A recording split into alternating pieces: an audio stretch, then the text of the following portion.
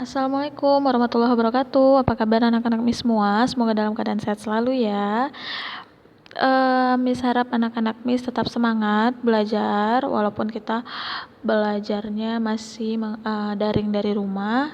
Mari kita sama-sama berdoa semoga keadaan ini segera membaik agar kita bisa beraktivitas belajar di sekolah seperti biasa. Oke. Nah, pada pagi hari ini kembali lagi bersama Miss Gibi dalam pembelajaran bahasa Indonesia. Nah, pada pertemuan-pertemuan minggu lalu kita telah membahas tuh apa yang dimaksud dengan pidato, terus apa yang di dalam pidato, orang yang berpidato itu disebut sebagai apa, terus peserta pidato itu disebut sebagai apa. Kita juga telah membahas metode atau cara-cara dalam menyampaikan pidato. Ada beberapa cara ya. Kita juga telah membahas hal-hal apa yang perlu kita perhatikan saat berpidato. Nah, untuk itu kita masuk ke sub judul yang baru, yaitu membuat kerangka pidato. Seperti yang pernah Miss jelaskan pada pertemuan minggu lalu. Nah, metode atau cara menyampaikan pidato itu ada 4 ya. Kemarin itu ada naskah, ada memorize, terus ada impromptu, dan ada extemporan. Nah, kaitannya itu seperti apa, Miss? Jadi, kerangka teks pidato ya. Kerangka teks pidato ini seperti kita temukan jika kita memilih metode atau cara menyampaikan pidatonya itu dengan extemporan. Nah, extemporan itu kita menyampaikan pidato dengan membuat kerangkanya dulu gitu, atau garis-garis besar yang ingin kita buat saat berpidato. Namun di kerangka teks pidato ini lebih rinci lagi, lebih beda ya. Kalau itu hal-hal ingin disampaikan, kalau yang ini, nah persiapan yang baik saat orang atau orator ingin menyampaikan pidato itu memang harus membuat dulu kerangka pidatonya. Jadi di dalam pidato itu apa saja, Miss? Nah, untuk dapat melakukan pidato dengan baik, kamu dapat membuat teks pidato. Teks pidato merupakan sebuah teks yang berisi gagasan terhadap suatu hal yang nantinya akan disampaikan di depan umum. Ingat kembali ya, orang yang menyampaikan pidato disebut sebagai orator. Pada pidato sebelumnya, anak-anak Miss sudah melihat struktur pidato yang baik. Ayo pelajari kembali lebih dalam. Nah, pertemuan yang minggu lalu kita telah membahas teks pidatonya Pak Andre, dan anak-anak Miss juga sudah menjawab kuis tentang teks pidato Pak Andre. Nah, di situ ada salam pembuka, kalimat pembuka, isi pidato, kalimat penutup, dan salam penutup. Apa sih, Miss, yang dimaksud dengan itu? Nah, hal itu adalah yang disebut dengan kerangka pidato. Begitu. Bagian-bagian dari teks pidato terdiri dari salam pembuka, yaitu seperti selamat pagi, salam sejahtera.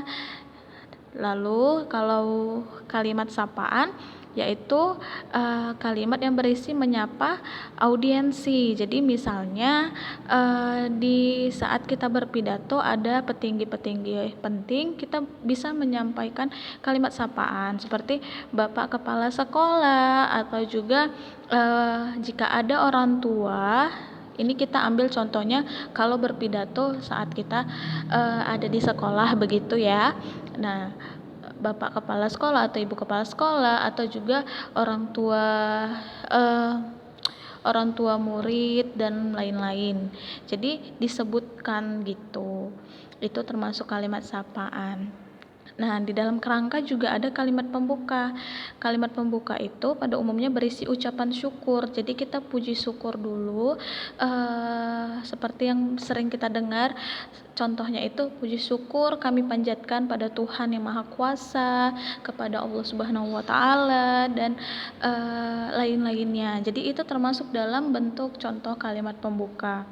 Lalu bagian isi. Nah, isi ini merupakan bagian berisi inti dari sesuatu yang akan kamu sampaikan kepada pembicara, kepada audiensi gitu. Jadi misalnya temanya tentang kamu ingin tentang kebersihan, pentingnya menjaga kebersihan, maka bagian isi ini kamu akan masukkan kata-kata yang berkaitan dengan kebersihan begitu.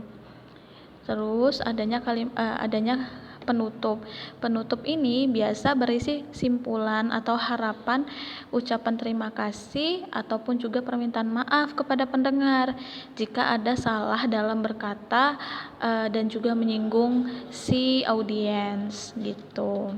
Dan yang terakhir salam penutup. Penutup ini contohnya itu seperti selamat pagi, selamat siang ataupun terima kasih. Jadi beda ya kalimat penutup dan salam penutup. Nah, itulah yang disebut dengan struktur dalam teks pidato.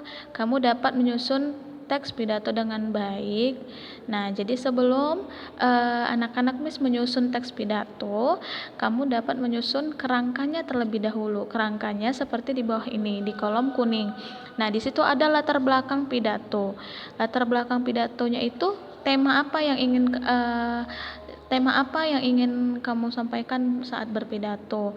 Nah, di sini contohnya peringatan Hari Pahlawan. Lalu di situ ada audiens. Audiensnya siapa saja yang akan hadir saat kamu berpidato? Ya, seperti contoh tadi, kepala sekolah, Bapak Ibu guru, seluruh siswa dan lain-lain. Nah, jika kamu ketua OSIS di salah satu sekolah kamu, nah kamu kemungkinan contohnya sih seringnya ketua OSIS itu saat ada acara juga menyampaikan sepatah dua kata yaitu kata sambutan. Nah, kata sambutan yang disampaikan ketua OSIS ini itulah yang contoh sebagai pidato begitu. Lalu ada waktu penyelenggara. Nah, tanggal berapa pidato itu berlangsung? Tempatnya ada di mana, tempat acara diadakan, misalnya di sekolah kita. Nah, nama sekolah kita apa? Bisa kamu tulis di situ. Lalu hal-hal apa yang ingin kamu sampaikan, begitu. Nah, di poin ke-6 ada salam pembuka. Salam pembuka kepada semua yang hadir. Jadi seperti contoh tadi, salam pembukanya itu bisa selamat pagi, salam sejahtera, terus juga tidak lupa untuk kalimat sapaannya ya. Yang saya hormati Bapak Ibu guru, kepala sekolah, dan lain-lain. Lalu diisi pidato. Nah, karena tema yang atau latar belakang pidato yang kamu pilih adalah peringatan Hari Pahlawan, makanya isi pidatonya itu berkaitan dengan tema kamu. Ya, jadi contohnya itu pentingnya memperingati Hari Pahlawan.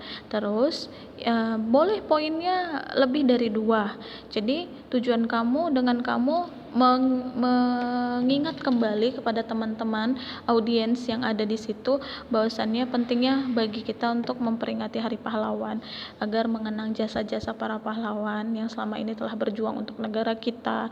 Nah, jadi itu bisa menjadi isi pidato kamu, terus mengajak para undangan untuk meneladani pahlawan begitu. Nah, yang terakhir itu adalah penutup pidato. Penutup pidato, kamu mengucapkan kalimat penutup, permohonan maaf, dan penyampaian pidato ataupun kesimpulan yang kamu inginkan dari audiens itu, apa yang kamu harapkan begitu.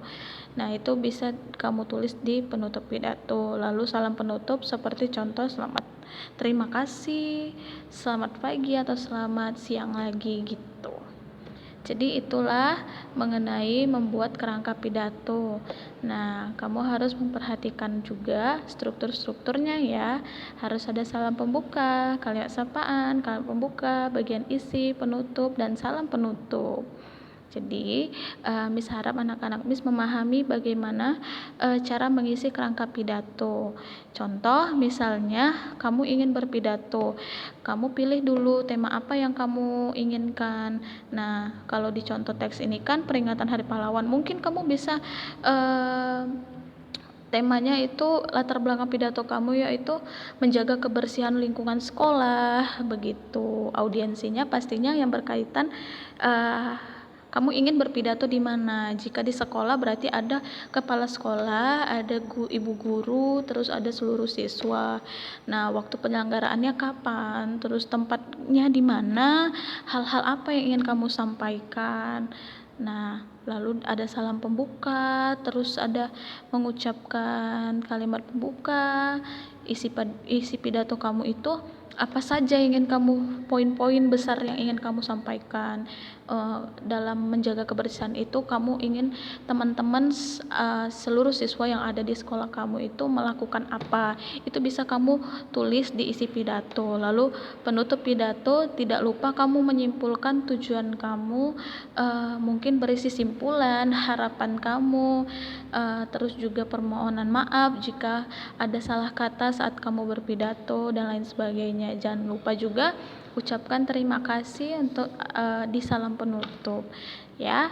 Jadi sekian dulu penjelasan Miss mengenai kerangka pidato. Miss harap anak-anak Miss memahami bagaimana cara membuat kerangka teks pidato. Jadi Miss harap tidak asing lagi ya untuk apa sih yang dimaksud dengan kerangka teks pidato ini. Nah, jika ada yang ingin ditanyakan atau masih ada yang tidak dimengerti, anak-anak Miss bisa tulis di kolom komentar di Google Classroom kita, atau bisa chat pribadi Miss ya.